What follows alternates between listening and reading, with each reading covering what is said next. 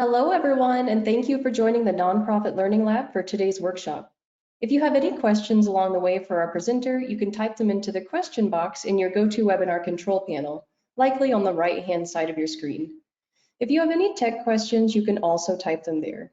If you are interested in using live captions for today's workshop, you can use the link we will send in the chat shortly. If you are interested in receiving the recordings and materials from today's free webinar, you can visit our free webinars page on the Nonprofit Learning Lab website, or you can send us an email at program@nonprofitlearninglab.org. And without further ado, I will now hand it over to you, Crystal. Thanks so much, Tammy. Hello, everyone. Good morning. Happy Tuesday. Happy Giving Tuesday. I'm going to go ahead and dive in. If you all would like to share your name and where you're from in the chat, please go ahead and do that. Feel free to share LinkedIn handles. I encourage networking in all of my classes. And then the one thing that I'm going to ask everyone as we're getting started and you're sharing who you are and where you're from, if you could, in the spirit of Giving Tuesday, please share your favorite nonprofit organizations in the chat. I would really appreciate that. And for those of you who are not familiar with me, my name is Crystal Whiteaker, pronouns she, her. I'm an inclusive branding and leadership development consultant, and I'm based in Los Angeles. I work with leaders and brands that care deeply about diversity, equity, inclusion, and belonging to help them get rooted in core values and create genuinely inclusive, human-focused environments. And today we are going to be talking about how to be an inclusive, inspiring leader, and really focus on the responsibilities and traits that are vital to help create environments where people can find that sense of belonging. And since I asked you all to do a little bit of homework, or not homework, but community crowdsourcing on favorite nonprofits, I'll go ahead and drop a couple of mine in the chat. Two of which, one of them is the Center for Black Equity, and the other one is the Trevor Project. Love these organizations. Check them out if you're not familiar. And as we get settled in, I just want to ask you all to please set an intention for what you would like to take away from this for yourself and your community, people that you engage with. And I'm going to start first with a land acknowledgement. I like to do this for all of my classes. If you're not familiar already, land or territory acknowledgements are a way of bringing awareness to the history of colonialism and honoring Indigenous peoples and Native nations for who the unceded lands that we occupy and gather on belong to. So where I'm based in Los Angeles, this land that I am on belongs to the Tongva, Keech, and Chumash peoples. And you can also look up the Native tribes in your local area by visiting native-land.ca. So I'll go ahead and pop that in the chat for you as well. Really, really great site. It's an interactive map. Highly recommend you check it out if you are not already familiar with it. The next thing I like to do for all classes is make sure that we agree on how we're going to share this digital virtual space. So the virtual space, I see that I am missing the chat. So organizers and panelists want to make sure that we are all agreeing on how we're going to share this space. So you all are welcome and invited to be whole in your humanity. I don't think I really need to share it for this, but we always want to make sure that we are being mindful and showing compassion. Thoughts, questions, and feedback are welcome and encouraged. We just want to make sure that we aren't using any sort of hate speech or bullying, anything like that. And then the last piece before we get into the content is to make sure that you are creating your space, right? So make sure that you are comfortable, that you have what you need, and that you're in a headspace that's going to allow you to be present and engaged, okay? I have this is a personal philosophy statement, a link to a personal philosophy statement. I encourage you all to go ahead and grab this. This is a free guide that you can download. One of the things that I talk to my clients and my community about a lot is how important it is to clearly identify and communicate the things that matter to us. And one of the ways that we can do that is by having a personal philosophy statement. And when you are clear with yourself first then you are able to make the connections that you want to be making with other people to create more inclusive environments where everything is more aligned. So highly recommend you grab this guide, and if you have any questions, go ahead and pop those in the chat as well. So the 3 areas that we are going to cover today are the responsibilities of leadership and what it really means to have influence when we are in positions of leadership. And we will also cover traits of inclusive leaders so that you can consider the things that you're already practicing and what you might want to incorporate moving forward. And then I will talk a little bit about creating belonging from within so that you can more easily create it for other people. So starting with the responsibilities of leadership, there are a lot of perks that come with being a leader, and there's a lot of responsibility attached to those perks. So one of the things that I have learned from working with leaders to help them incorporate more inclusive practices is that balancing the perks and responsibilities of influence are really, really important, especially because we live in this time where social currency gives us access to platforms where we can reach people anywhere in the world with internet access. And it's really amazing that we have this reach, and it can also be really scary because it can be really easy to get caught up in focusing on the benefits of having influence and all of the, the perks and the clout, and forget about the depth of responsibility that comes with having access to people almost anywhere with an internet connection, right? So it's really important to remember the power that comes with influence. And it doesn't matter if you have a community of 100 people or a community of thousands of people. It's really important to remember that we all have this responsibility to consider the impact that we can make. And it's something that does require a significant level of self-awareness. And so this is one of those things when I talk about self-awareness, I mean this to be all-encompassing, including being mindful not to prioritize intention over impact.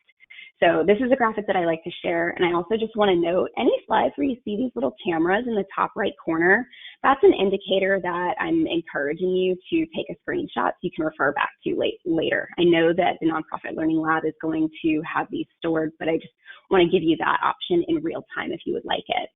So this is a graphic that I share specifically for clarity, okay? When we prioritize intent over impact, it's an imagined reality. And what I mean by that on the most basic level is that intent boils down to purpose. So when we say or do things, there's usually an intended purpose, right? We want to communicate or execute something that we think is necessary. Where intent gets lost is when its impact has a negative effect. And impact, when it's negative, it lands with force. It can be really jarring and dysregulating for people. So sometimes we'll hear people say the phrase, or we ourselves, I've definitely been guilty of using this, is, somebody brings something to our attention that was harmful, and we'll say, oh, that wasn't my intention. And it's usually done to try and reduce the impact that's already occurred, where we're trying to, be apologetic. And the reality is that depending on the scenario, this can be really harmful, because what happens is the focus gets shifted from the actual impact, which is now the reality, to the intent, which was what we imagined. And it puts the person who was harmed in this position of having to comfort and reassure the person who negatively impacted them. So this can deepen the impact and reinforce the harm. And then what ends up happening is there's this lack of safety that's created. And the person who was actually in need of support is then kind of left caretaking for the person who caused harm. So we want to be really mindful of this. And what I like to tell people is, rather than relying on intent as a source of kind of protection from any kind of accountability, shift the focus to acknowledging and understanding how the actual impact landed, and then we can work to repair and grow from there. So I want to make sure everybody grabs the screenshot because I think that it's a really good visual to have. Now, some responsibilities of leadership that we need to be aware of include making sure that we are aware of the advantages and privileges that we have within the social structure within society. We want to make sure that we're aware of the influence and the impacts that we can make, both positive and negative, right? We always want to know what our strengths and weaknesses are and understand how we receive, process, and respond to challenges and feedback. That's something that's really, really important to be aware of. And also know what you value and how to best communicate it. So, if you really do value creating equitable environments, you really value that people feel like they can access their own internal sense of safety and belonging in spaces where you are leading or you have influence, you want to make sure that you are communicating that in a way that is clear for people to understand and be able to find that connection with you within those values. You also want to make sure that you are really able to articulate why you believe inclusive leadership matters. Because we're in this space where it's not enough just to say, I believe in supporting and advocating for diversity, equity, inclusion, and belonging, and stop there. You've got to be able to really explain to people and communicate why it matters and what commitments you are making to the communities that you are wanting to show up and support. And as you're doing this, you also want to make sure that on the most basic levels, you're aware of your emotions and your behaviors when you're under pressure, when you're tired, you're excited, you're in that creative flow. Because when you are in this space where you are leading from a place of awareness, you are able to acknowledge the potential impacts that you can have, and these are things that will really help to bring the benefits of being an inclusive, inspiring leader to you.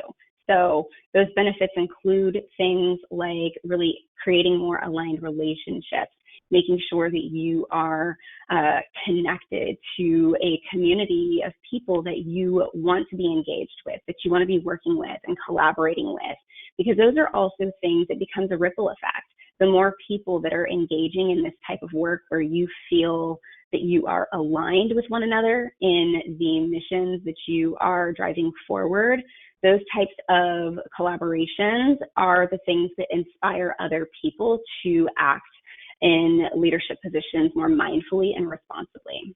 Okay, so you also want to think about positioning yourself in a way that you can do what lights you up so that you're able to receive opportunities that your younger self would be really excited about. And it's ultimately about making an impact in ways that are meaningful and influential so that we can cultivate the types of environments that we want to be a part of and that we want people to feel that sense of belonging in. So when we're doing all of these things, we've got to be thinking about the traits that it takes to embody those responsibilities and create those sense of belonging, right? So inclusive leaders that are aware of the responsibilities that they have and the positions that they hold are mindful that we all have different lived experiences, and they are at the very least trauma aware. However, ideally, leaders are trauma informed. And so a little bit of the difference here is when you are trauma aware, you are aware that most people have experienced some form of trauma, and you understand that you need to be mindful in your interactions with people.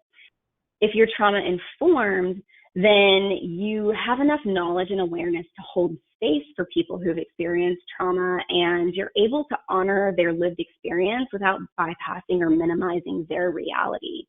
And this matters because we're all going to come in contact with people who have experienced some form of trauma, especially, having gone through a global pandemic that we are still in.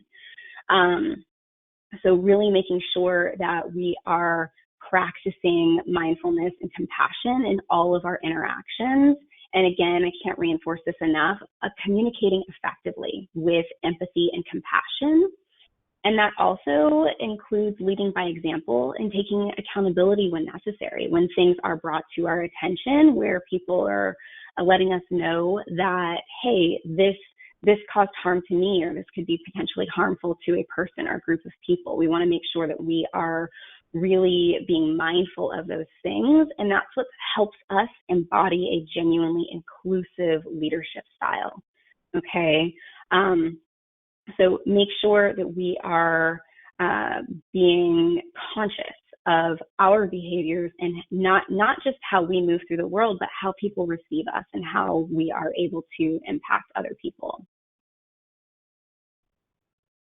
The other pieces that I want to make sure that I am considering is respecting one another. People respect leaders who know how to demonstrate their respect for other people and communities and very diverse ways of thinking. So if you're able to engage in conversations with people who think and live differently than you do without judging them, and also honoring who they are as human beings, then that's such a beautiful opportunity to be able to expand your mind and knowledge base in a way that allows space for diverse ideas and lived experiences where all beliefs and realities can be true, even if they're not your own. And when you do that, you are going to be gaining a better understanding of how to communicate across broad spectrums, and again, do so from that space of empathy and compassion. Okay, so ideally, you are really letting people know you can share things with me. I am an open resource. I can hold space. I am able to create a container where all of us can engage and have conversations and meaningful dialogue to connect with one another in pursuit of a common goal.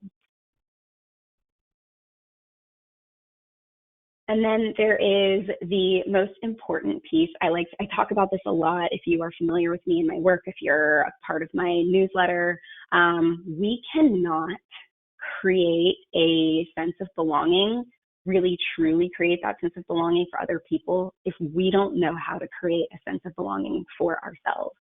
I talk about this. There's a masterclass that I have available on my website called Building Aligned Relationships. And I go in depth about what it means to cultivate a relationship with yourself first. Because what I have noticed over the years as I've been doing this work is one of the most common things people share with me when they engage in this work is that they're worried about saying or doing the wrong thing. Okay. And I find that this fear is often, not always, but often rooted in insecurities about who they believe themselves to be and how they're perceived. And so I always remind people that we are all human.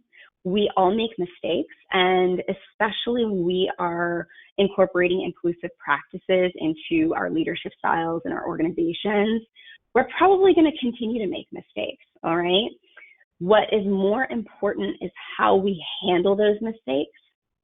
So if this is a fear that you recognize within yourself, I really want to invite you to consider shifting that focus on the fear of getting it wrong to really focus more on the energy in connecting to and tuning into what's going on in the community around you, and do your best to honor the things that people are sharing.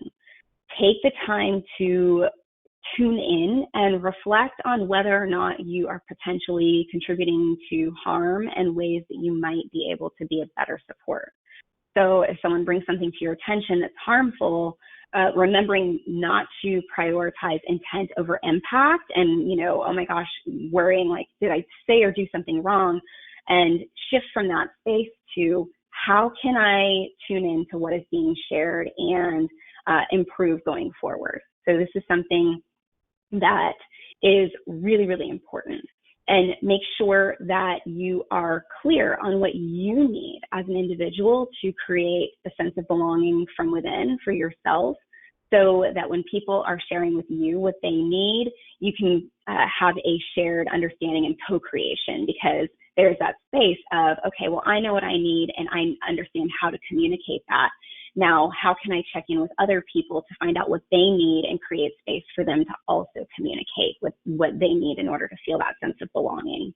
Okay, so it does require genuine connection.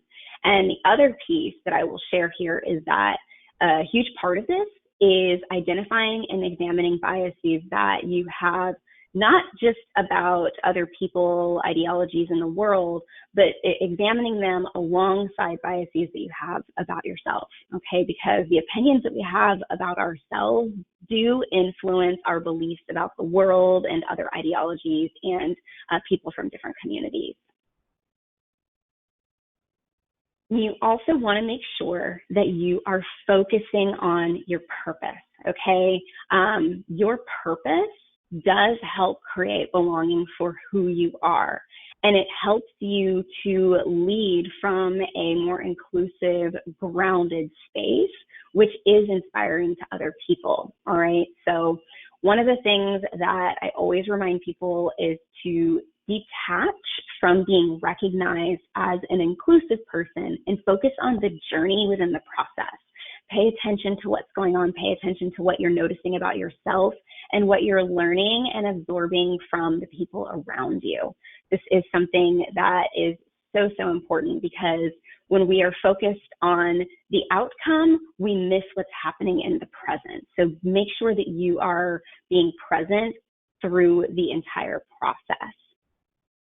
And the last thing that I will share with you all before we open up for questions, I always like to give some reflective homework, if you will, for you to think about later on, because one of the things that's really important to remember is that practicing inclusive behaviors and incorporating inclusion into your life, into your organization, these are things that are not checkbox practices. It's an ongoing thing. So I always want you to consider how you want to use your influence. You can screenshot this for those people who like to journal. If you hate journaling, you can voice note or just speak out loud. Think through these questions. How do you want to use your influence? And what traits do you currently embody? And I'll do a recap of the traits that I recognize in leaders who are inclusive and inspiring to the communities that they're a part of. So those traits include being mindful that we all have different lived experiences. All right.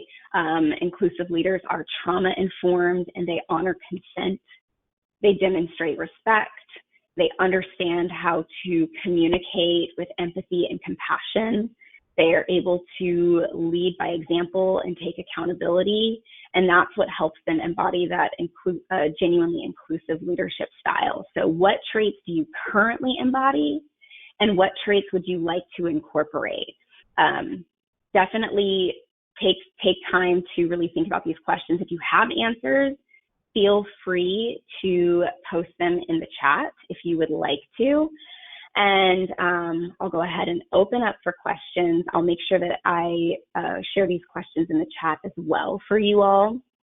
And then if you want to stay in touch, I encourage you to please connect with me on my website. You can sign up for our newsletter, connect with me on social media at Crystal Lily Creative.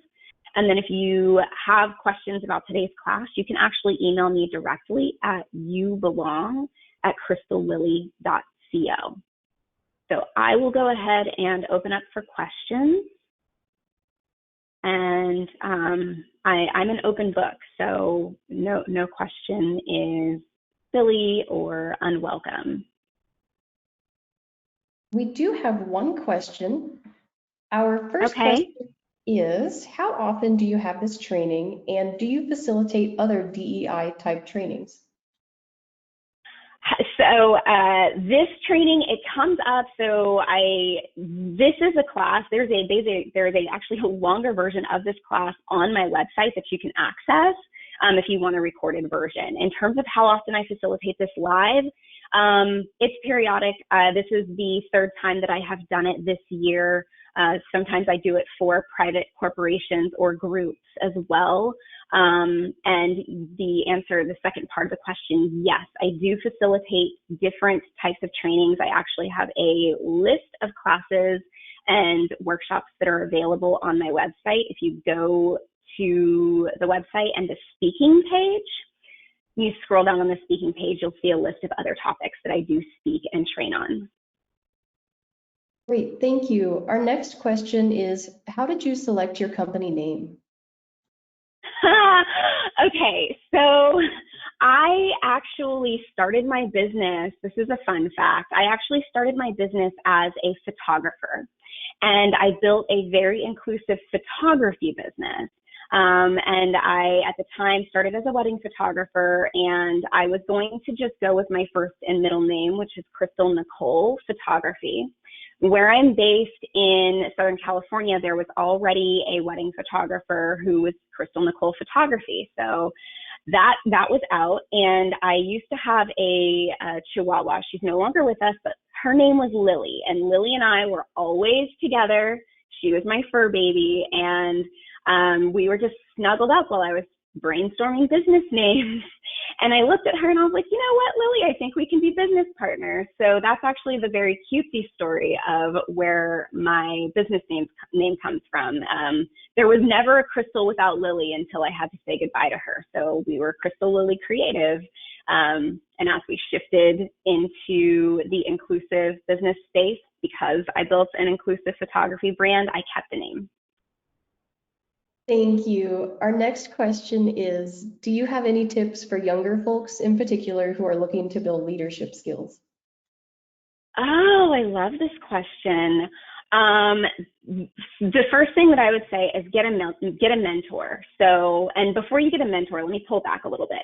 Get really clear on your core values. This is something that I talk about a lot, and that inclusive philosophy statement guide can help you with that. Get really clear on your core values and make sure that you know why they're important to you, what they mean to you, and how they are a benefit to other people that choose to engage with you, how you having those values is a benefit.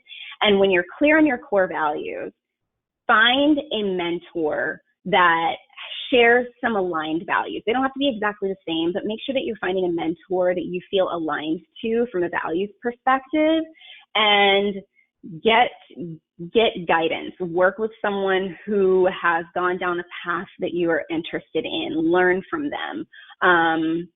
If it is within your means and you're able to do an apprenticeship, I'm not huge on internships because I have a lot of feelings on unpaid labor, but find a mentor, someone that is willing to work with you and guide you and advise you, and make sure that you have some shared values. That's the first actionable piece of advice that I would give anybody. Thank you. Our next question is, do you have any suggestions on good resources for trauma-informed care for youth workers? For youth workers specifically, I am not sure. However, I will give you the name and website of the person who I went through my trauma-informed training with. Her name is Katie Kurtz, and she is a licensed social worker specializing in trauma. She has 20 years of experience. And she hosts a trauma-informed training for space holders. She may have recommendations. Let me see if I can put this in the chat. Because I know earlier when I was trying to put stuff in the chat, for some reason it was going straight to tech support. We want to go this to, I'm going to put this, for some reason I can't chat to everyone, so I'm sharing this with tech if they wouldn't mind. But Katie Kurtz, it's KATIE-KURTV.com. I know she'll have recommendations. Thank you. I shared that link in the chat. And Thank you. we have one more question here. It's so important to demonstrate inclusivity. How do you coach staff to think about that? I'm sorry, I missed you cut out the last part of the question. It's important to demonstrate inclusivity, and what was the last part? How do you coach staff to think about that? Oh, that's a really big question. So the way that I approach my work in trainings with people is going back to first those pieces around creating belonging from within for ourselves. But all of my work in training is hinged off of core values. One of the things that I have found where people are hesitant or worried about engaging with this work out of fear of doing the wrong thing, or kind of getting stuck in the spaces of guilt, are setting aside the sole focus on just inclusivity and focusing on core values and getting people rooted in their core values. And once they're rooted in those core values, then inviting them to consider what inclusion looks like through the lens of those core values. So kind of reiterating what I had shared from the question about finding a mentor, the things that I'll do with clients is define what your core values are, make sure you know why they're important to you, and how you having those values is a benefit to other people. And right there is where we start to get into the space of, okay, for example, if you believe that community is an important core value and you are an employee in an organization, how can you speak to community, your value of community, while considering an inclusion? And what commitments do you want to make to that value of community while considering inclusion? And how is it also in alignment or connected to the organization's values that you work for?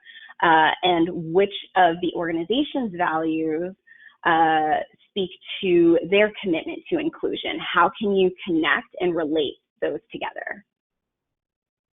Thank you so much. Those are all of our questions at this time. Thank you. Thank you all so much for showing up and being present this morning. I really appreciate it.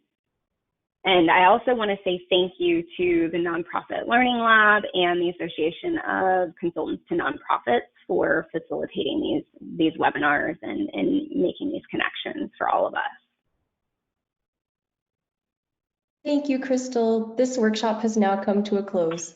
If you are interested in receiving the recordings and materials from today's free webinar, you can visit our free webinars page on the Nonprofit Learning Lab website, or you can send us an email at program@nonprofitlearninglab.org. Thank you so much for participating. And again, thank you, Crystal, for educating our community. Thank you so much.